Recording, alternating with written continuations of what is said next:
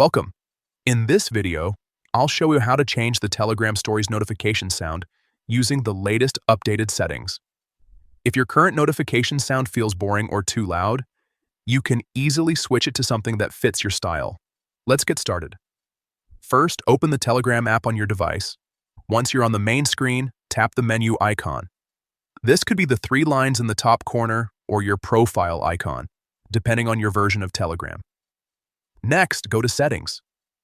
This is where all your customization options are located. Inside Settings, tap on Notifications and Sounds. Here, you'll find all the controls related to alerts, tones, and vibration settings for different Telegram features. Now, look for the Stories option and tap on it. Telegram has separated Stories notifications from regular chats, which makes it easier to personalize how you get notified. After opening Stories settings, tap on Sound. You'll see a list of available notification tones on your device. Browse through the list and choose the sound you like. You can tap each option to preview it before selecting.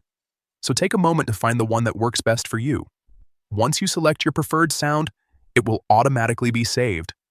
There's no need to press any extra buttons. That's it. Your Telegram Stories notification sound is now updated.